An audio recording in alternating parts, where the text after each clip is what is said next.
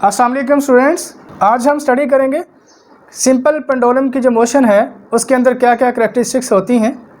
Motion of a simple pendulum SHM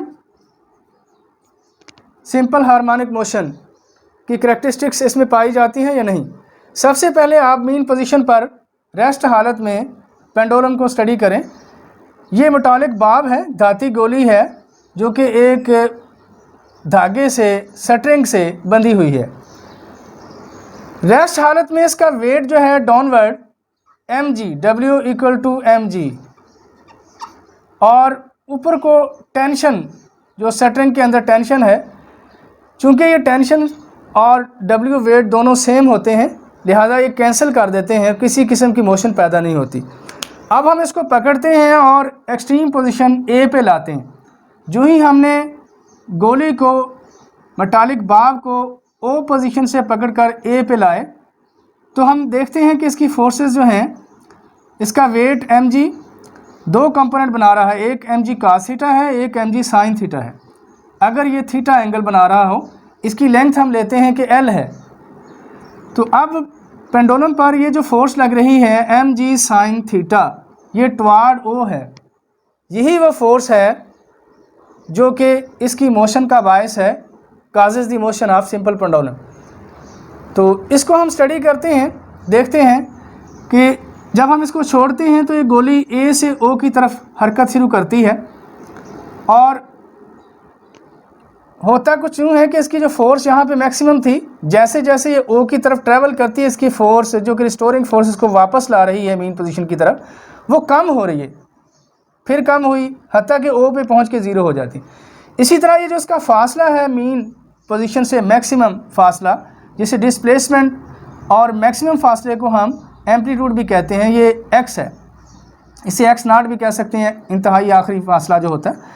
लेकिन ये जो डिस्प्लेसमेंट है मीन पोजीशन से, ये भी A से O की तरफ जाते हुए ग्रेजुअली कम होते होते मीन पोजीशन पे पहुंचकर x भी ज़ीरो हो जाता है। अब ये एक्सीलरेशन चूँकि टुवार्ड O है, यहाँ मैक्सिमम था, ये कम हो रहा है, कम होते होते होते ये O पोजीशन पे इसका एक्सीलरेशन भी ज़ीरो हुआ, फोर्स भी ज़ीरो हो गई और डिस्प्लेसमेंट यानी जो फासला है वो भी ज़ीरो हुआ। अब जब ये दोबारा ट्रैवल शुरू करेगा O से B की तरफ, तो यही सूरत हाल बनेगी, यानी इसका फासला जो है x वो बढ़ना शुरू होगा, फोर्स भी बढ़ना शुरू होगी और एक्सीलरेशन भी बढ़ना शुरू होगा।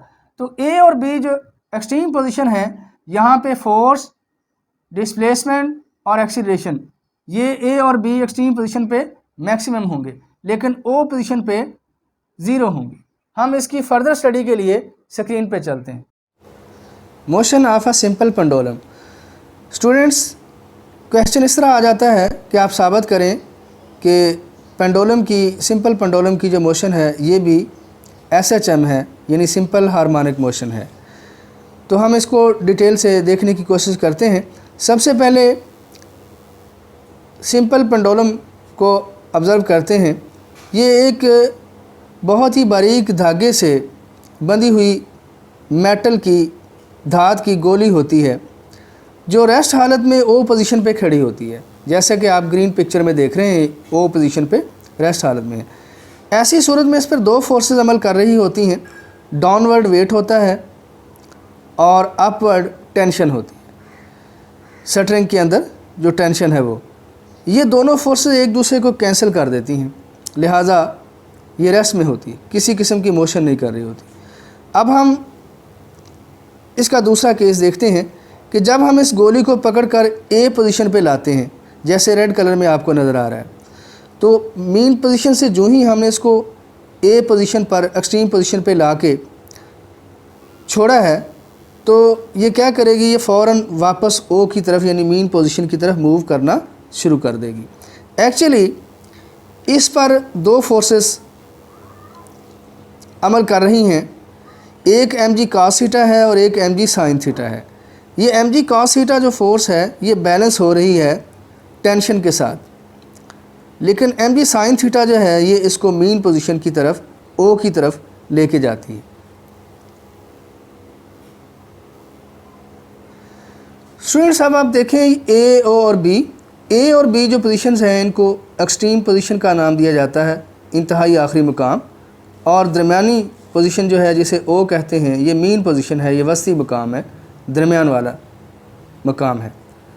अब ये बॉडी एक्सट्रीम पोजीशन ए और बी और फिर ओ की तरफ आती है, फिर ए पर जाती है, इस तरह ये मूव करती रहती है। हम इसके जो मोशन के स्टेप्स हैं वो 4 स्टेप बना सकते हैं। इसकी डिटेल हम स्टेप बाय स्टेप देखते हैं। मसलन हम ये देखते हैं कि गोली जब ए से ओ की तरफ आती है तो क्या होता है, फिर ओ से बी की तरफ जाती है तो क्या होता है, फिर वापस ट्रैवल करती है बी से ओ और ओ से ए। तो इस तरह से हम स्टेप बाय स्टेप इसके चारों जो मरहले हैं उनको डिटेल से देखते हैं। अ simple pendulum also exhibit SHM, ये क्वेश्चन आ जाता है तो इसको हमने लिखना होता है। It consist of a small Bob of mass m मास की गोली है जो सस्पेंड की गई है, light string of length l लंबाई की एक डोरी है, एक धागा है जिससे बंधी हुई है, फिक्स किया गया है इसका upper end. In the equilibrium position O the net force on the bob is 0 and the bob is stationary. ये हमने डिस्कस किया है कि O पोजीशन पे इस पर कोई फोर्स नहीं होती, लिहाजा ये रेस्ट हालत में होती है।